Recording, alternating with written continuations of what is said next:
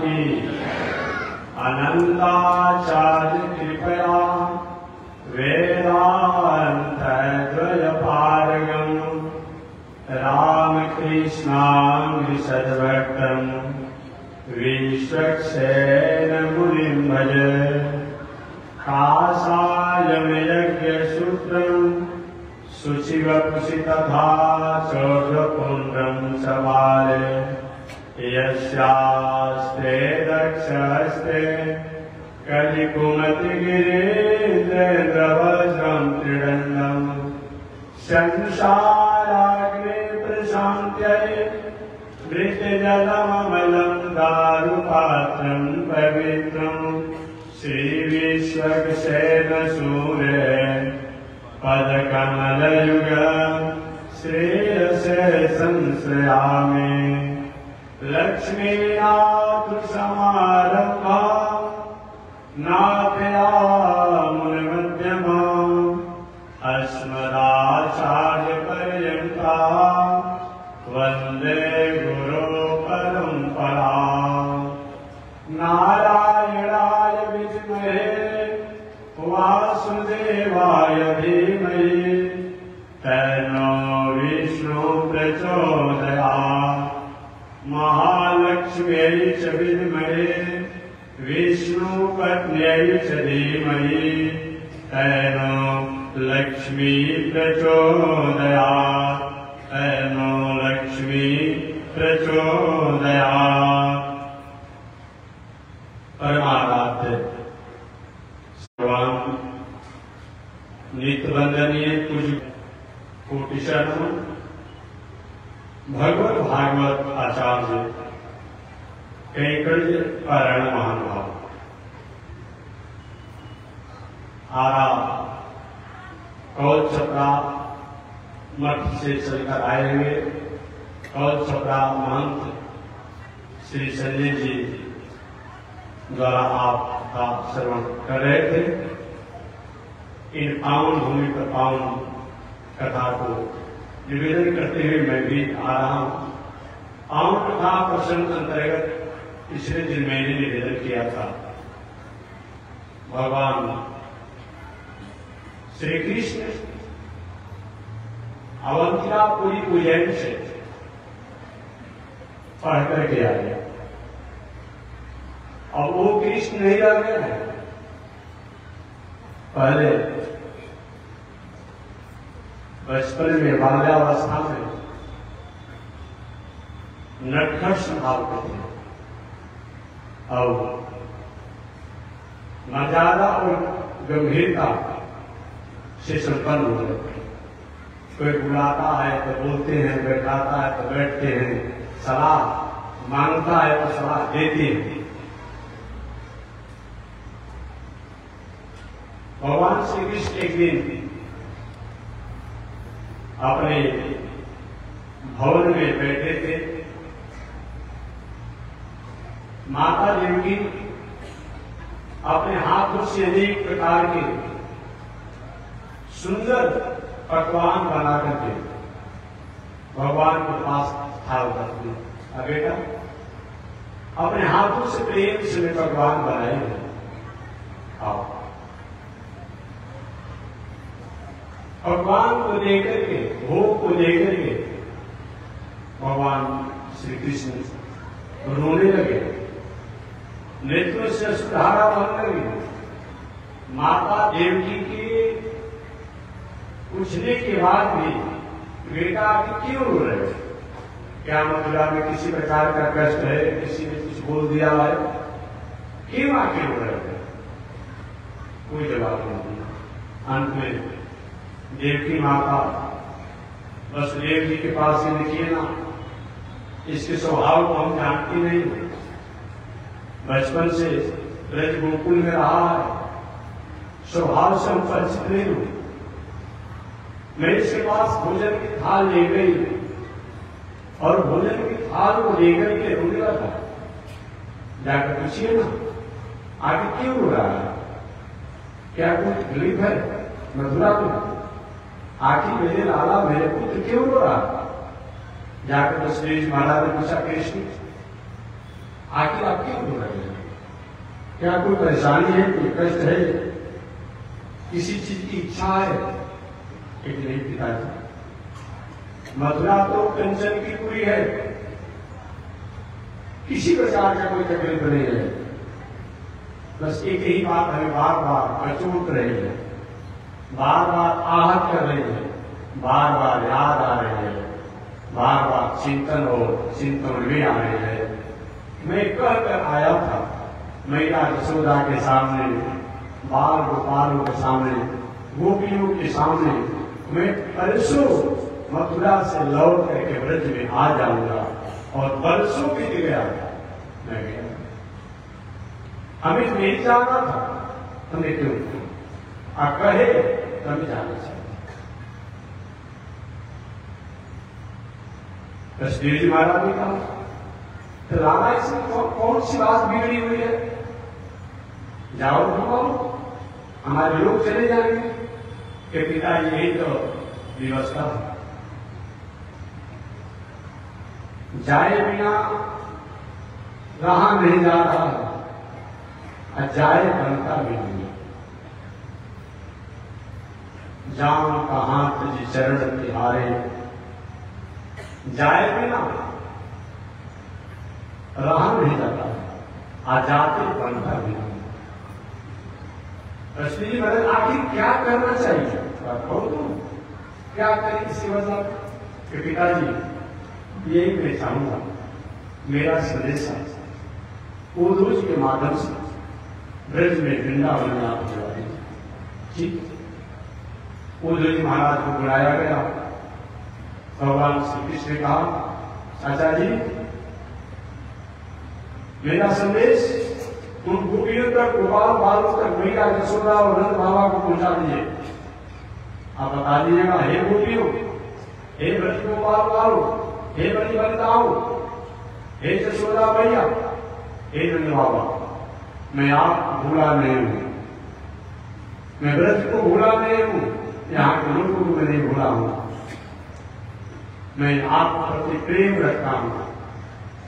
समय होगा कि कभी आप जब मुलाकात होगी, मेरा संदेशा तो आप पर मेरे ऊपर आप लोगों की मंगल कामना होगी। उद्धव जी ने बोली, क्या कहा? कहा मैं निष्णांत वेदों को जानने वाला,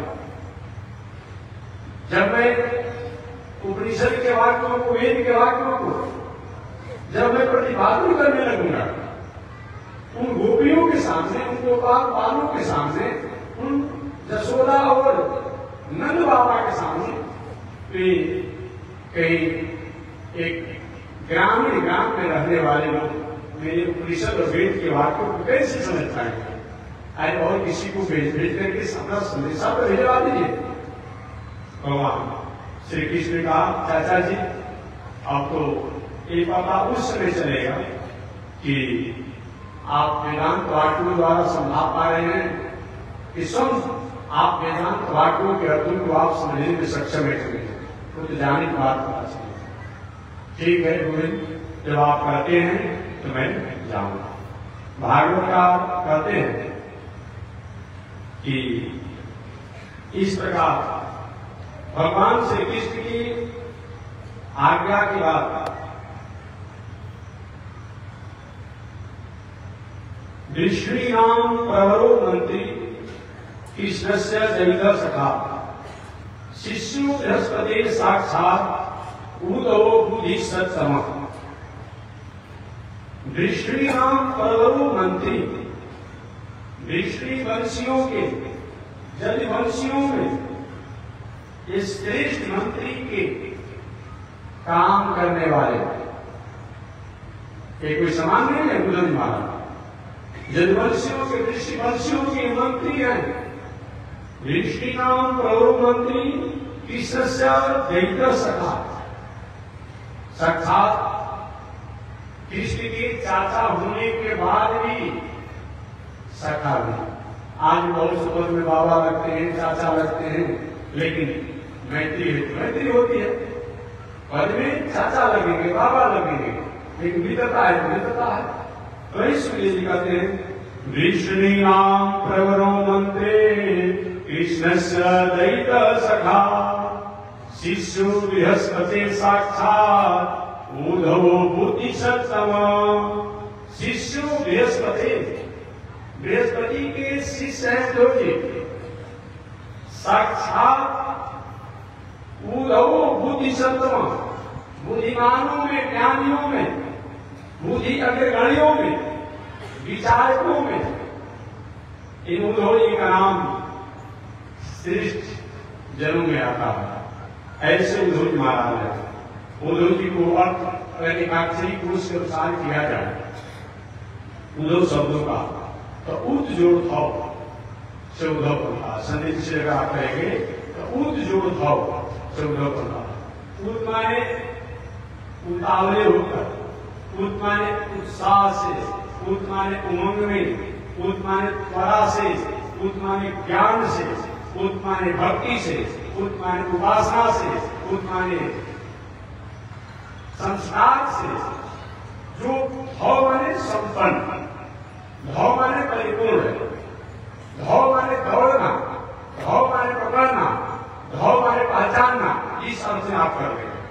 ऐसे जो संस्कार, ज्ञान, वैभव, भक्ति में जो संपन्न हो या जिसकी तरफ दौड़ लगाए हो या जिसकी शरण में रह करके, चरण में रह करके अपने जीवन को जी रहे हो, जिनके संरक्षण में जी रहे हो, उन्हीं का नाम उद्धव।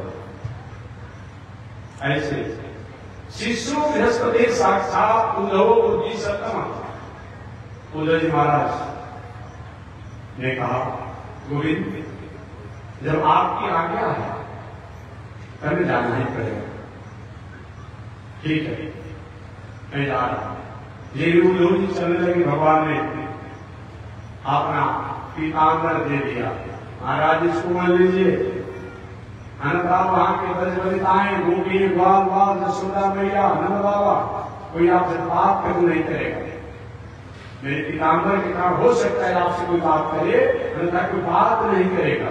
ठीक है भगवान ने अपना पीताम्बर दे दिया। उद्धव जी भगवान के पीताम्बर पहन लिए और रथ पर बैठ कर चल जा रहे हैं। आनंद की अनुभूति भी कर रहे हैं। कितना मेरा बड़ा सुकृत होगा, कितना मेरा बड़ा भाग्य होगा।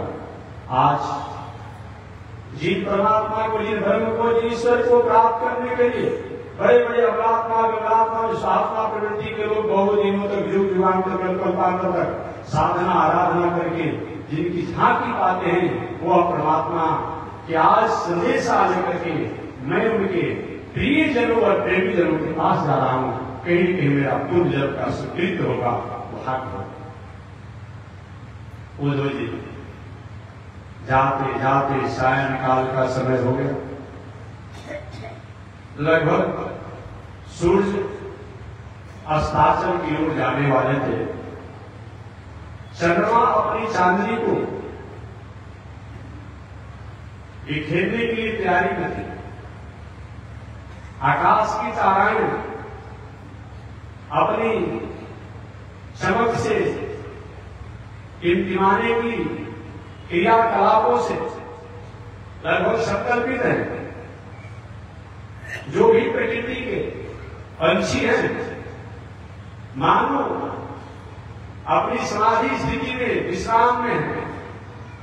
अब सब अपने अपने कोई घोषणे तक पहुंच चुका है, निवास में पहुंच चुका है, कोई पहुंचने की तैयारी में है, कोई पहुंच रहा। सायंकाल का समय था। उद्धव जी महाराज भरत के समीप गए। एक गोपी से उनकी मुलाकात हुई। आप, मैं मथुरा से आया हूं। ऋषि वंशियों का मैं मंत्री हूं, वंशियों का मैं मैत्री हूं। कृष्ण मेरे सखा है, कृष्ण ने हमें भेजा है।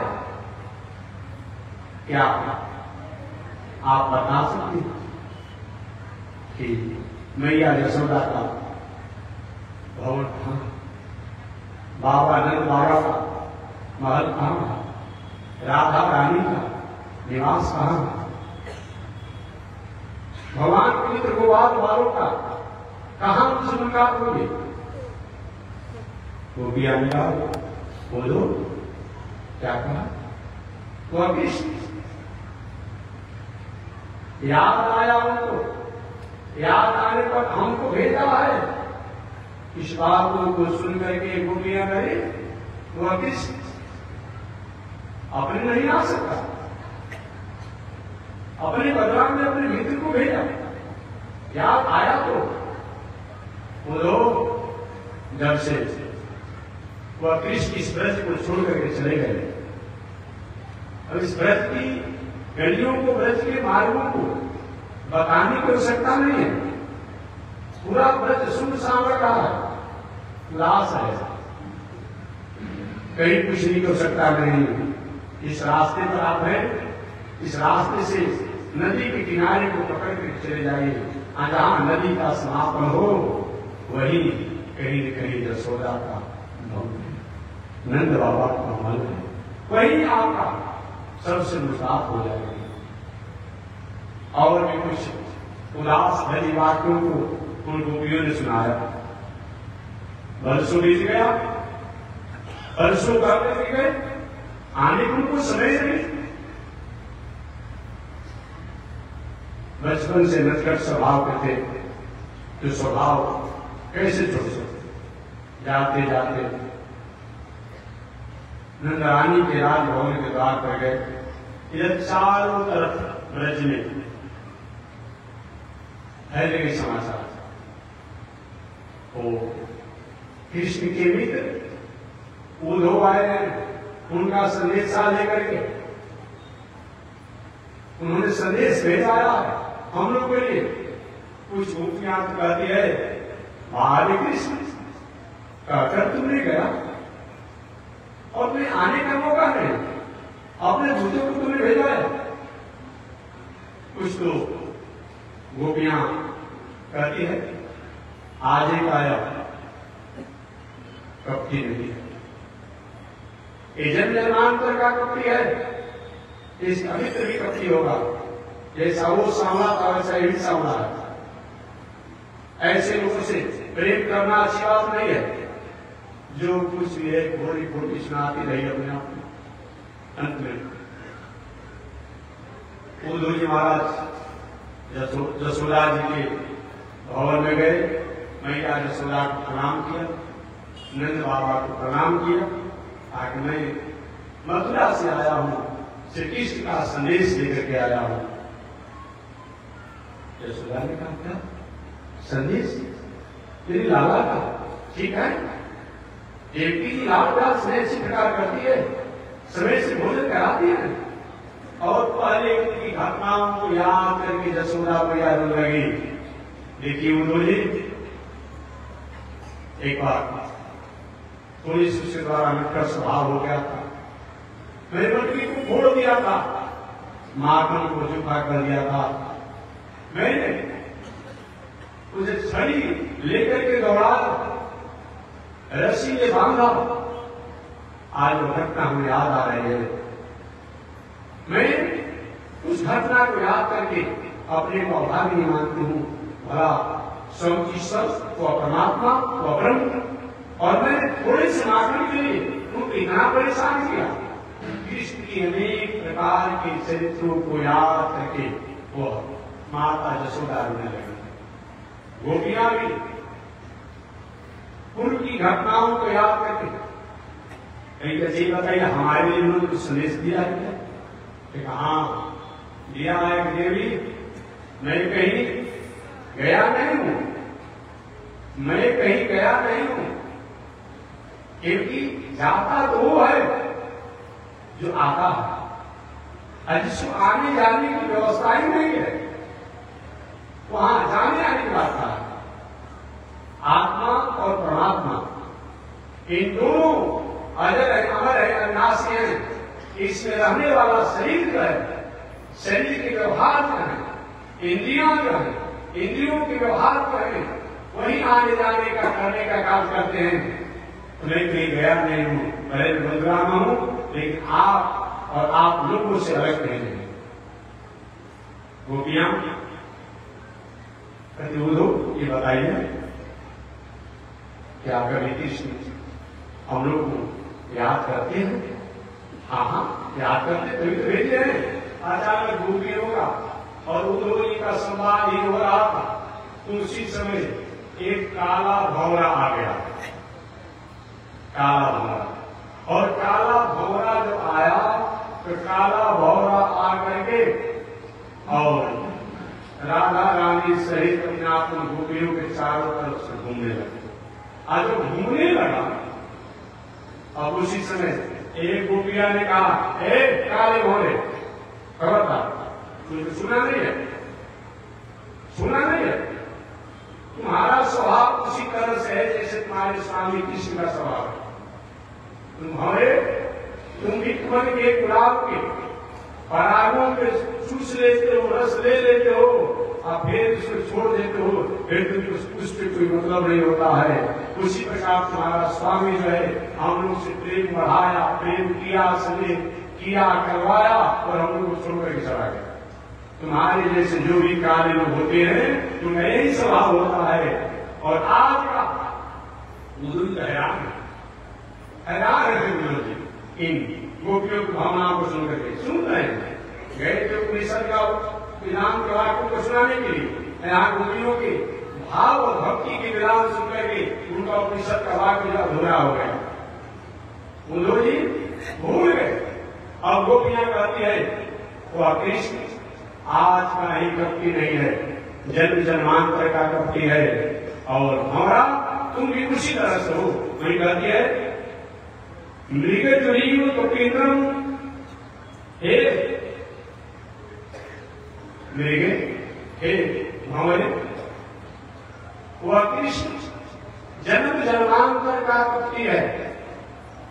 और इतना बड़ा कपटी बेचारा बांदर राज बाली ने क्या बिगाड़ा था? एक शिकारी की भांति उसको मार डाला, अर्थात उसने कुछ बिगाड़ा तो बांदर राज बाली ने कुछ नहीं बिगाड़ा था, लेकिन चूक करके उसको बाणों से मारा। जैसे कि एक बहेलिया जो होता है किसी जीवों को, प्राणियों को मारता है, उसी प्रकार से बांदर राज बाली को उसने एक समय मारा। स्त्रिय इतना ही नहीं, स्त्रियम कृत विरूपा स्त्री जीत कामयाना, वो बेचारी सुपर का सुंदर रूप बना कर गए विवाह रचाने के लिए, विवाह भी नहीं किया और विरूपा उसको नाक कान काट करके विरूप कर दिया। वो आई थी विवाह रचाने के लिए, उस नाक कान काट के विरूप कर दिया। बलि भी, और वो बलि बेचारा सर्वस्व अपना दे दिया था, ले लिया, और फिर भी उसको बंधन में डाल दिया।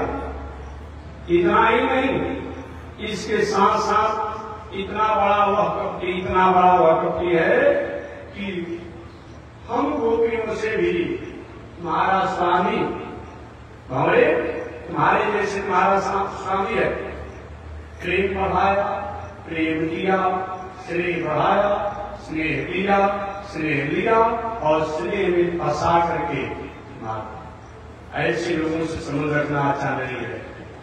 उद्धव जी तो सुन के हैरान हो गए, ये गाना दे रही है कि गाना करे, सुन क्या हुआ? आगे बात है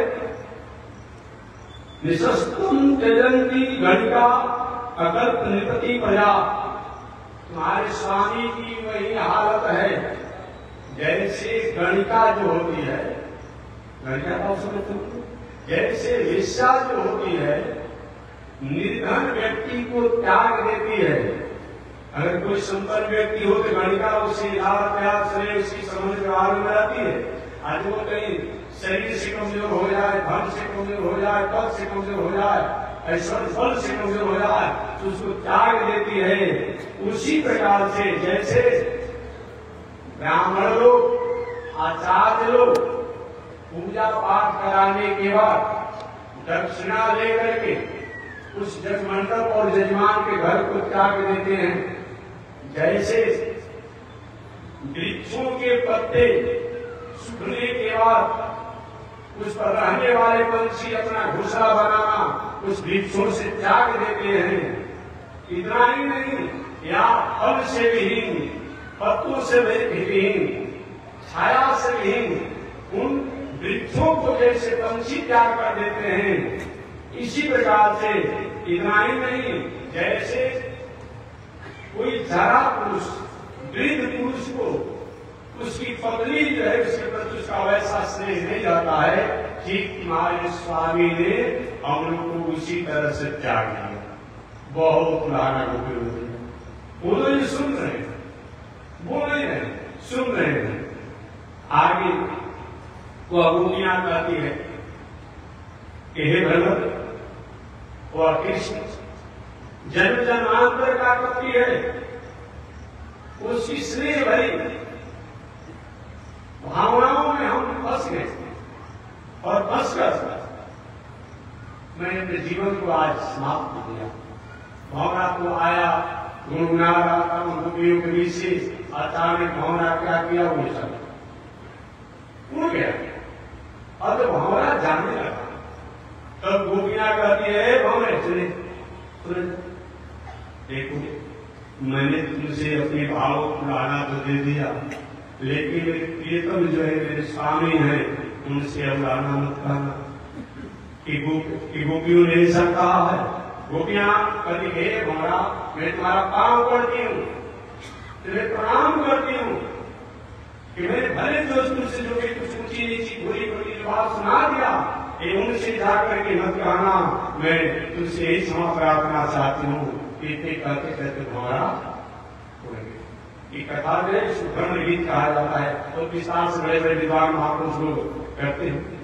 आगे भंवर के चले जाने के बाद वह भ्रमर गोपियों और उद्धव के बीच की जब उड़ गया, तब उद्धव जी उन गोपियों को संतावना देते हुए कहते हैं कि हे गोपियों, वह परमात्मा अखंड होता है, अविनाशी होता है, वह किसी आकार में नहीं होता है, तो तुम जो आकार को क्यों इस प्रति से नहीं करते हो? परमात्मा तो अखंड होता है। गोपियां ने कह दो, हमको वेदांत को उपदेश देने तुम आए हो, जब उसका आकार नहीं तो हम लोग माखन खाया कैसे? जब आकार नहीं तो वस्त्रों को चुराया कैसे? जब आकार नहीं तो लीला किया कैसे? जब आकार नहीं तो अनेक प्रकार के भजन उन्होंने जो घटनाएं लीला किया हुआ कैसे? तुम्हारा उपनिषद, तुम्हारा वेदांत तो आप ही के पास है, तुम क्या यही मानते हो उनकी के लिए मैं रो रही हूं, उनकी के लिए मैं रो रही हूं, क्यों मथुरा में चले गए? नहीं, उन कृष्ण के लिए नहीं रो रही हूं, उन कृष्ण की जो प्रति हमारे ध्यान जो है, उनके प्रति हमारा जो स्थिति जो है, उसको याद करके मैं रो रही हूं। बोलो, देखो वहां बड़ा सजा कर रहे हैं, देखो वहां काली आमंत्रण कर रहे हैं, देखो वहां पूतना का कल्याण कर रहे हैं। उधर जो हैरान हो गए, एक होता अभाव में भी वस्तु की स्थिति को अपना अनुभव किया जाता है। जब विशेष किसी के प्रति स्नेह और प्रेम हो जाता है, कोई आपका बेटा हो, कोई आपकी बेटी हो, या ऐसा कोई हो, या पत्नी ही कोई हो, अगर कहीं हो सकता है असमय में चला जाता है, जीवन जय समाप्त हो जाता है, या कहीं प्रदेश भी चला जाता है, कुछ नहीं होने पर भी जब भी होता है कि मेरा बेटा आता, मेरा बेटा हमेशा उस प्रति तन्मयता बनी रहती है, भावना बनी रहती है कि कभी कभी आगे गुजर का हो क्या वियोग संयोग से कहीं कम होता है? क्या वियोग संयोग से कहीं कम नहीं होता है? जितना वियोग का महत्व है, संयोग का कोई ऐसा महत्व नहीं। कभी कभी वस्तुओं का अभाव साधन की संपन्नता से अधिक हमें प्रेरित करती है, प्रेरणा प्राप्त कराती है। बोलो, इसलिए मैं उन कृष्ण के लिए नहीं, उन कृष्ण के स्नेह के लिए, उनके चरणों के लिए मैं इस प्रकार से कह रही हूं। और गोपियों ने कहा, आशा मोह चरण वृंदावने किमपि बुलबुल सौदिनाना। अब उद्धव जी गए थे उन्हें सत्य वाक्य सुनाने के लिए। और वो जिस गोपियों के सुनकर के वाक्यों का उपनिषद का वाक्य भूल गए और कहते हैं आशा महो चरण, हे परमात्मा कहते हे विधाता, हे ब्रह्मा, हे प्रभु, अगर कहीं हमें आप हमारे कर्मों के अनुसार कहीं जन्म लेना चाहते हैं तो हमको वही जन्म दीजिए। आशा महो चरण रेणु दिशा हम श्याम, हमारा वही हो जो वृंदावन की कोई झाड़ी हो, कोई लता हो, कोई जड़ी बूटी हो, कोई वहां का धूल हो, उसी में हमारा जन्म दे दीजिए, धूल पर जन्म दे दीजिए। यदि किंचित कहीं इन गोपियों का वहां पर चरण स्पर्श होता हो, उसके स्पर्श से हमारा उद्धार हो जाएगा, हमारा कल्याण हो जाएगा। इस प्रकार उद्धव जी महाराज कहते हैं वंदे नंद ब्रज स्त्रीणाम आदरेणु भीषण यासा भरी कथो गीतम उनापी भुवन त्रयम। कहते हैं कि मैं नंद बाबा एवं ब्रज की गोपियों के चरण के रज का मैं वंदना करता हूँ। चरण करें, चरण को वंदना करने की क्षमता नहीं है। मैं चरण रज की मैं वंदना करता हूँ जिसके द्वारा गान की गई भगवान के साथ तीनों लोगों में अपूर्व अपने आनंद को प्राप्त कराती है। आगे इस प्रकार उद्धव जी भक्ति भाव सेवा कर रहे महीनों भर गए थे। उद्धव जी एक दिन के लिए भगवान ने जब कहा था तो उद्धव जी सुनिए आपका तुम जाऊंगा जरूर, लेकिन दिन में जाऊंगा, अगले दिन लौट आऊंगा। तो कहीं मैं जाऊंगा, सुबह जाऊंगा, शाम को लौट आऊंगा। भगवान ने कहा उद्धव जी बोले जाइए तो अब आप कब लौट आएंगे, क्या करेंगे, बात की बात है। अब सुबह गए, शाम को लौटने की तैयारी में गए थे, बीत गया एक महीना। उन गोपियों के नंदरानी, नंद बाबा, गोपाल बालो शिव की भावनाओं को आकलन करते हुए एक महीना बीत गया। इसमें तो लिखा हुआ है कि 7 महीना बीत गया। इसमें लिखा है कि 7 महीना बीत गया। उन्होंने जब ब्रज में लौट करके मथुरा में उद्धव जी महाराज आए, मथुरा में आने के बाद उन्होंने श्री कृष्ण भगवान को प्रणाम किया। उन्होंने प्रणाम किया, प्रणाम तो श्री कृष्ण भगवान को किया तो भगवान श्री कृष्ण ने कहा ज्ञानी जी आइए, क्या समाचार है ब्रज का बताइए। उद्धव जी कहे इस जले पर नमक मत डालिए। मैंने दुनिया में निठुर तो देखा, मैंने दुनिया में निर्दयी तो देखा, लेकिन आज आप जैसा मैंने निठुर नहीं देखा। हद हो गया। भगवान बोले ये क्या हो गया, अरे क्या बोल रहे हैं भाई, एक मिनट आपका वाक्य है, क्यों बोल रहे हैं। अरे गोविंद, इन गोपियों के, गोपाल बालों के, मैया यशोदा के, नंद बाबा की भावना इतना उत्तुक आप जान नहीं सकते, भेंट मुलाकात नहीं कर सकते। आपके लिए इतनी उनकी स्नेह है और आप पर थोड़ी भी दया नहीं है। भगवान ने कहा उद्धव जी क्या मैं गोपियों से अलग हूं, ऐसा मानते हैं? क्या मैं नंद बाबा से, मैया यशोदा से अलग हूं, यही आप मानते हैं? नहीं नहीं। और भगवान ने अपनी माया दिखाया। अब देख रहे उद्धव जी, कोई इंद्रानी का भवन है, राजमहल है, नंद बाबा है, गोपिया है, गोपाल बाल है, वही भगवान खेल रहे। अब जो पुराना घटना पर समझने लगे, होता है कि हम बैठे रहते हैं, अपना बात हम लोग नहीं, भीतर गहरी समझ नहीं पड़ता है, सब घटना आने लगती है। अब सोए है नहीं, सपना देख नहीं, क्या हो गया, इसी को देखते रहे। अंत भगवान ने अपनी माया समेटा।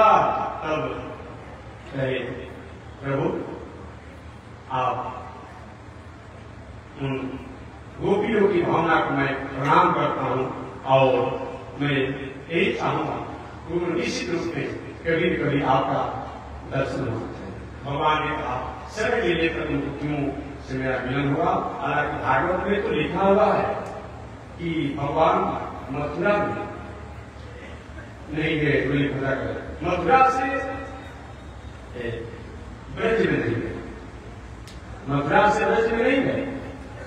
बाद में द्वारिका से एक बार कुरुक्षेत्र में मिलन हुआ, सभी लोगों से मिल रहे हैं, भागवत आगमन में आता है। लेकिन मथुरा से ब्रज में नहीं, बलराम जी को वर्णन आता है तो ब्रज में गए, लेकिन भगवान श्री कृष्ण का वर्णन नहीं। ऐसे श्री कृष्ण उन गोपी संवाद की पावन कथा प्रसंगों को सुखदेव जी महाराज ने राजा परीक्षित को सुनाया। इसके बाद भगवान श्री कृष्ण उद्धव जी के साथ अपने पूर्व वचनों के अनुसार जो पूजा को पहले वचन दिए थे, उस पूजा के घर गए, और पूजा के जब घर गए तो पूजा को भली भक्ता से पूजा ने भगवान का सत्कार सम्मान किया, और सत्कार सम्मान करके कहा प्रभु आज मेरे जीवन का कल्याण हो। राजा परीक्षित महाराज भगवान भगवान ने सब पूजा के पास में आखिर पूजा का क्या इतिहास है।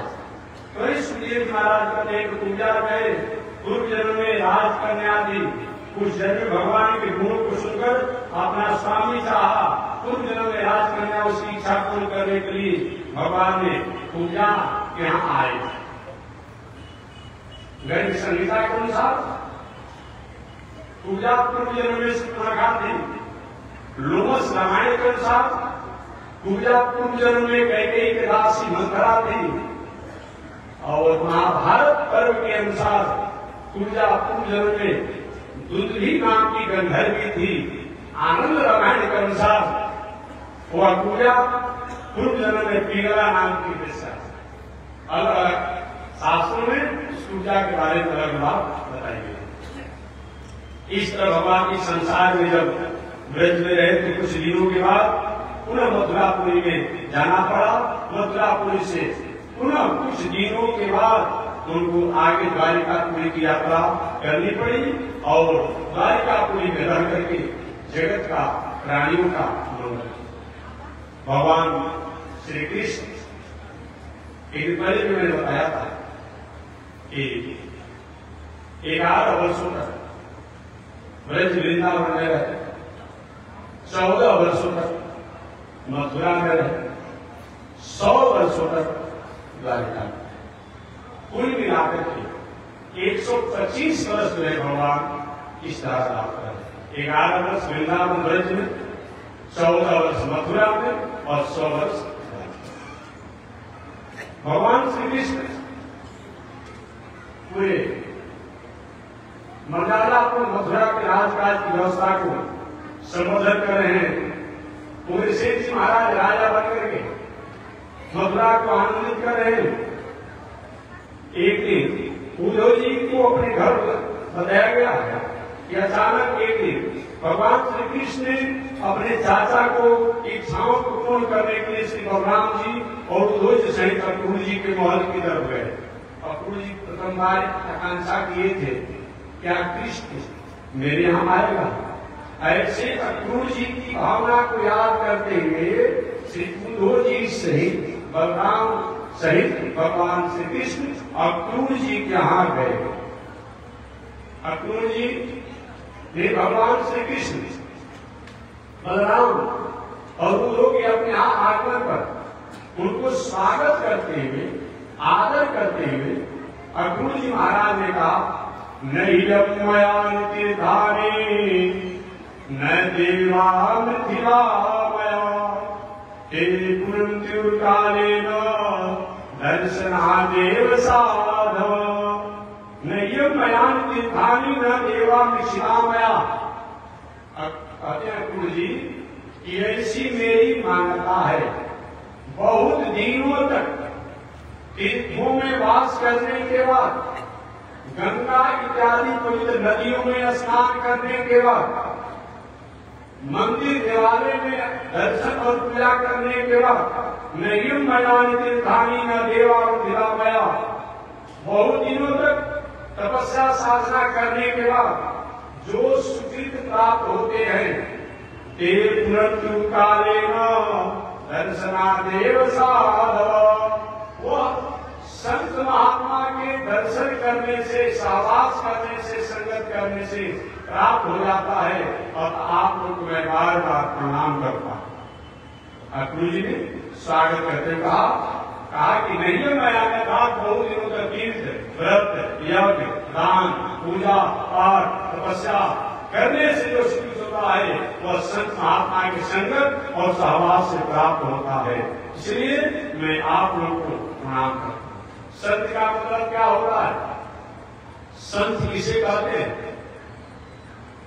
जो समय प्रकार से अंत की तरफ अपने ध्यान को स्थापित कर लिया वो संत। अंत क्या है? सृष्टि के अंत में जिसकी एकमात्र सत्ता बचती है वही अंत है।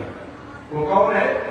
नित्यो नित्यानाम चेतन चेतना नाम एको बहुनाम, वही अंत। या आलोक सर्वशास्त्राणि विचार च पुनः पुनः इदमेकं सुनिष्पन्नम ध्येयो नारायण सदा गेयो नारायण सदा श्रेयो नारायण सदा। या नारायण दया सिंधु कल्याण गुण सागरम एनम रक्षस गोविंद बहुजन्मावराधना।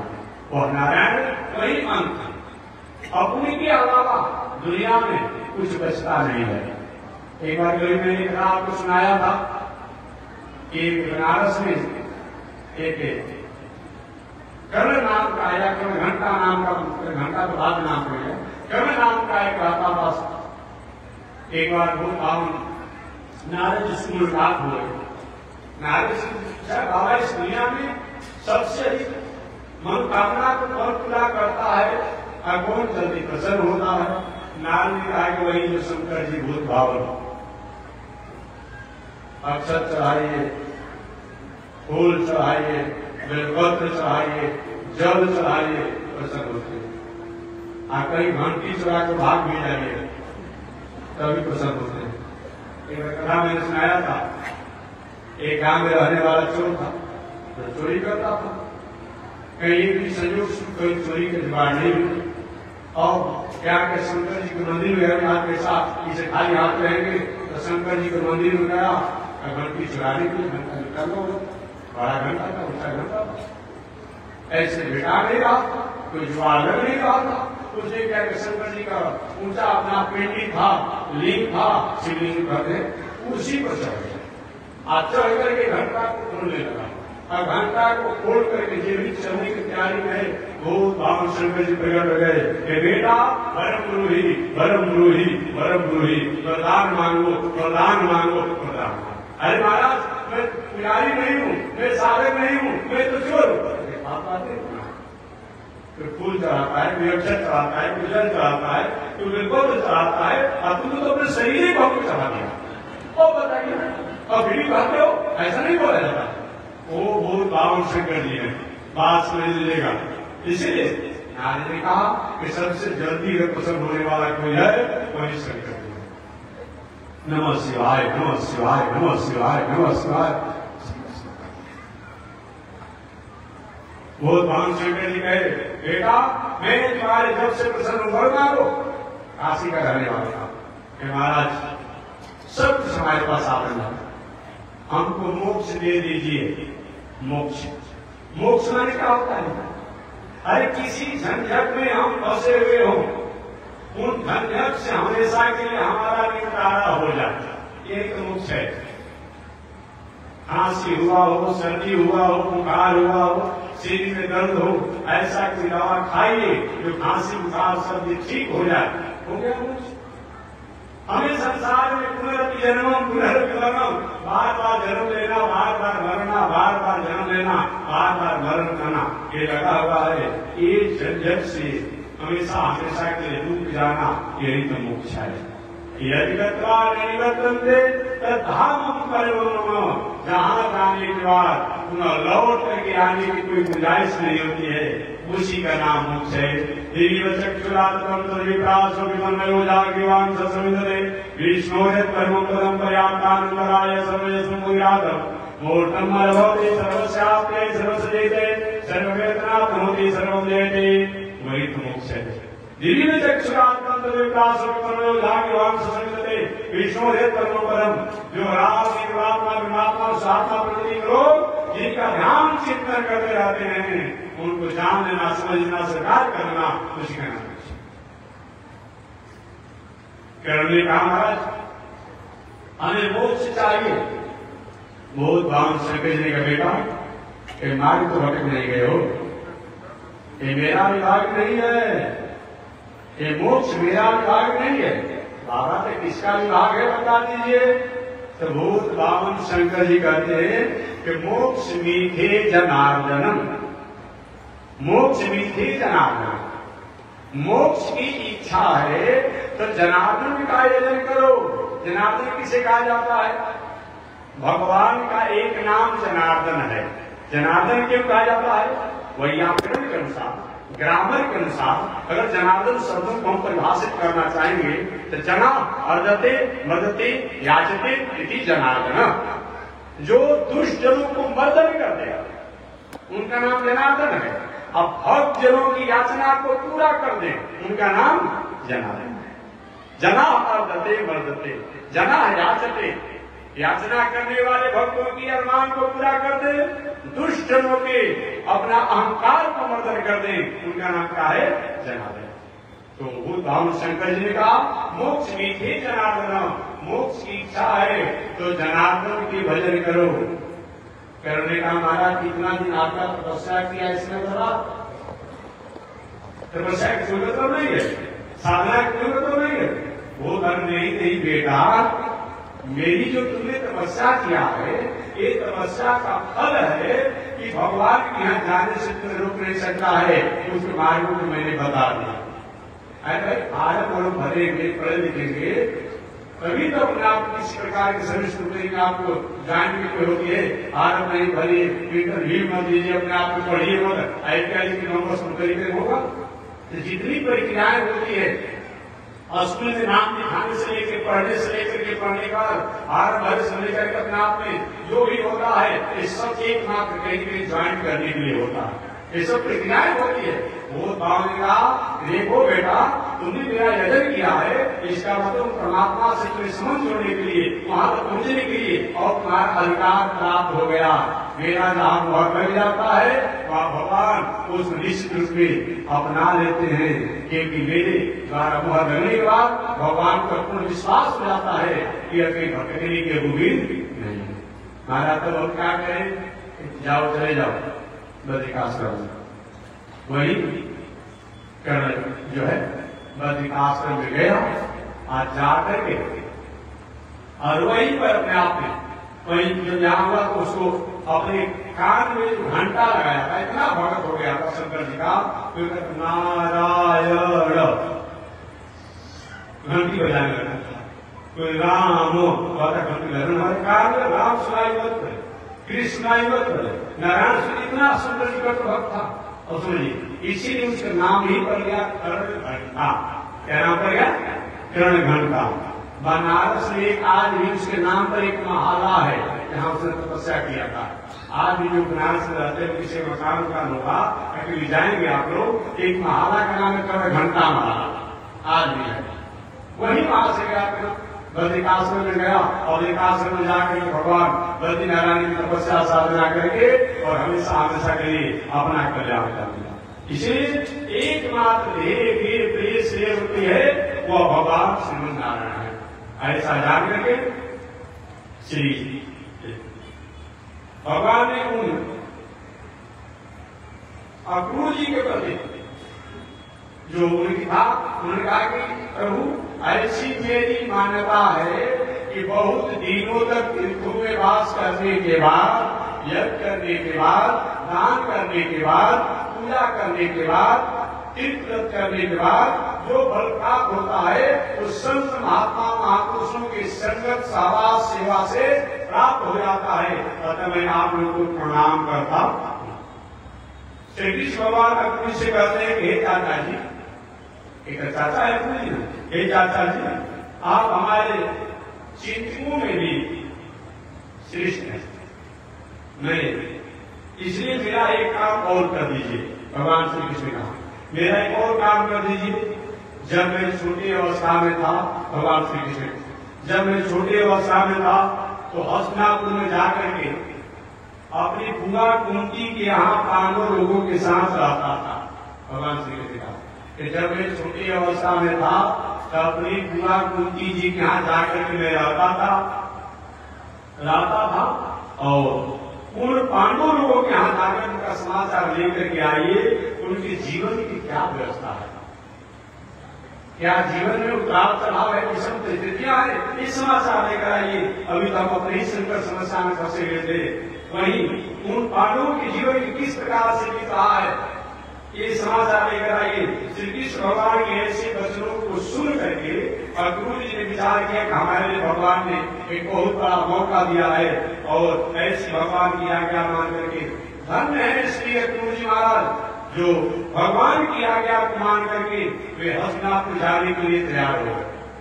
आगे इधर गुरु जी महाराज अपने भवन से भगवान श्री कृष्ण को, बलराम जी को और उद्धव जी को विदा करने के बाद हस्तिनापुर के लिए चंदी यात्रा की और हस्तिनापुर जब पहुंचे तो पहुंचने के बाद उस समय कुरुवंश का जस्ट है चारों तरफ फैला हुआ था और उस कुरुवंश के जस्ट उस कुरुवंश में ही पांडव आदि लोग थे, दुर्योधन इत्यादि भी था जिसको कौरव कहते थे। ऐसे कुरुवंश का पताका चारों तरफ फैल रहा था।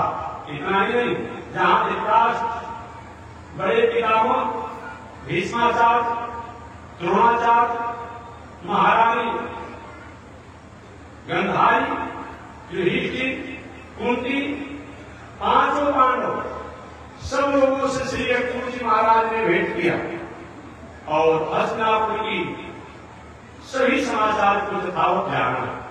इसके अलावा भी उन्होंने अनेक बंधु बांधवों से कुशल से भी पूछा। श्री गुरु जी ने हस्तिनापुर में पूरे दिन भर रहे। वहां रहने के बाद गुरु जी को यह मालूम हुआ कि पुत्र दुर्योधन की मुंह में धृतराष्ट्र है पांडवों के लिए निर्दिष्ट आचरण बर्ताव कर रहा है, अधम कर्म को कर रहा है, पांडवों को परेशान करने के लिए षड्यंत्र द्वारा इन पांडवों की विषम स्थितियों को प्राप्त कराने के लिए दुस्साहस किया जा रहा है। इस पर समझाए गुरु जी, कहते भाई धृतराष्ट्र पांडु पुत्र आपके लिए उतना ही स्नेही है जितना ही आपका पुत्र है। अब ऐसा भेद मत करें, ऐसा करना अच्छा नहीं होता।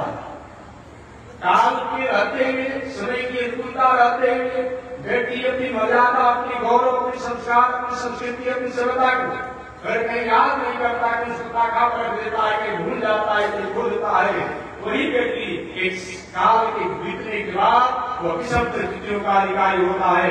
ऐसा पांडवों के साथ कहीं ऐसा व्यवहार न करें जो पांडवों के लिए कई कष्टकारक हो।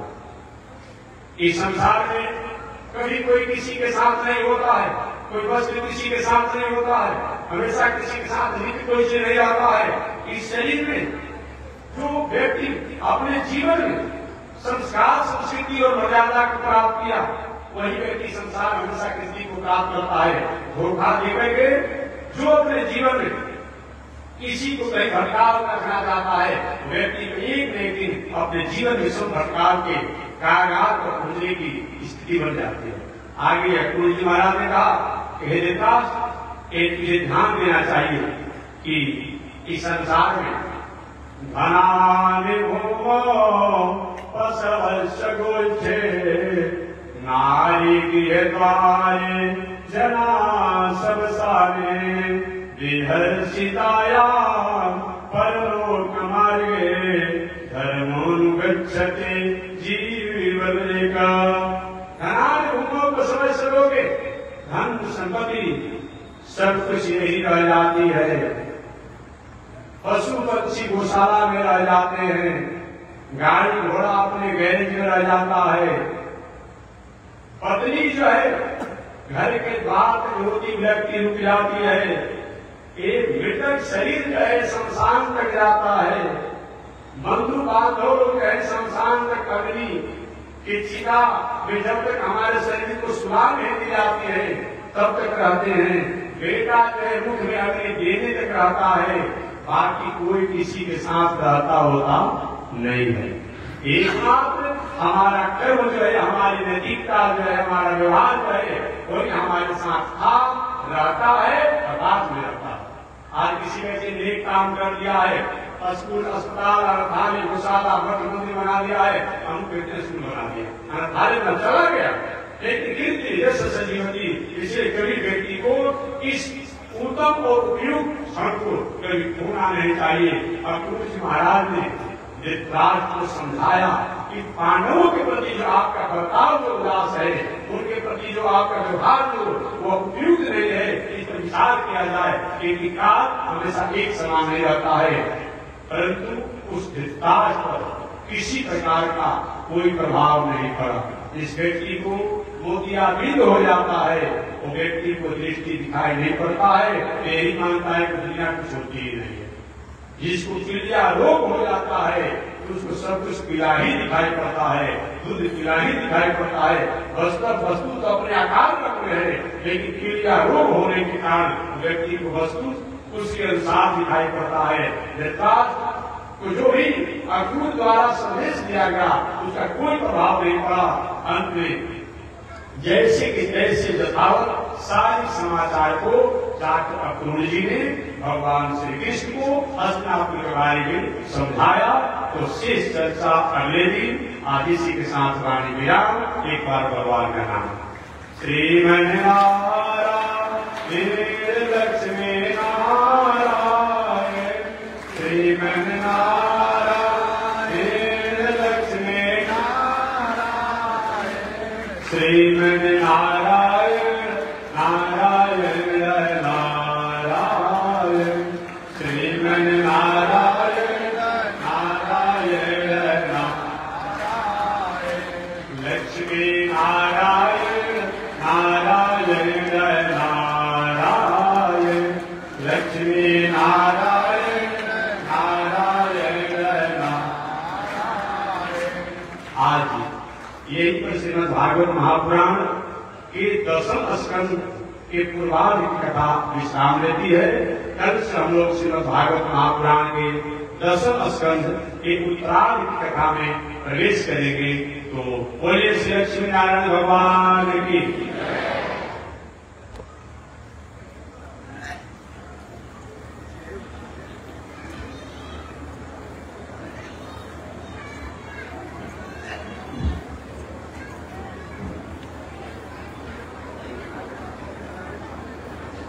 ओम चंद्रमा जात चक्षुषो अजायत, श्रोत्राद्वायुसुतान समुखादगिरजायत, श्रीसुते लक्ष्मी सुभद्र्यावो रात्रे आर्षे नक्षत्राणि रूपमस्मिनो व्यातं कृष्णजिगाणो मयि गाण, सर्वलोकं मयि गाण। लक्ष्मी नारायण भगवान की जय, स्वामी जी महाराज की जय। हरि ओम। शांति शांति शांति।